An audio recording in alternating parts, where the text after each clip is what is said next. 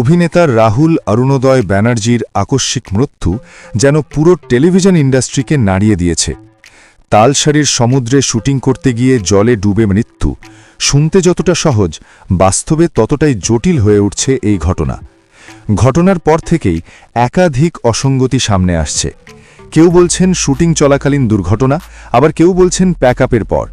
এই বিভ্রান্তিকর তথ্যই এখন সবচেয়ে বড় প্রশ্ন হয়ে দাঁড়িয়েছে, আসলে কি হয়েছিল সেই মুহূর্তে। এই পরিস্থিতিতে রাজনৈতিক মহলও চুপ নেই।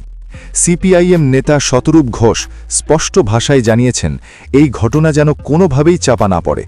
তার অভিযোগ, প্রোডাকশন হাউসের সঙ্গে ক্ষমতার যোগ থাকলে তদন্তে প্রভাব পড়তে পারে। আর সেই কারণেই বারবার উঠে আসছে প্রযোজক লীনা গঙ্গোপাধ্যায়ের নাম।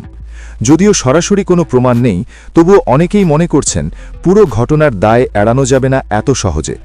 ফেডারেশনের পক্ষ থেকেও জানানো হয়েছে, শেষকৃত্যের পর প্রোডাকশন হাউসকে নিরাপত্তা নিয়ে প্রশ্ন করা হবে। অর্থাৎ তদন্ত এখানেই থেমে থাকছে না। একদিকে শোক, অন্যদিকে সন্দেহ, এই দুইয়ের মাঝে দাঁড়িয়ে রাহুলের মৃত্যু এখন শুধু একটি দুর্ঘটনা নয়, বরং এক বড় রহস্য। সত্যিই কি সবটা কাকতালীয়, নাকি এর পেছনে রয়েছে গাফিলতির অন্ধকার দিক?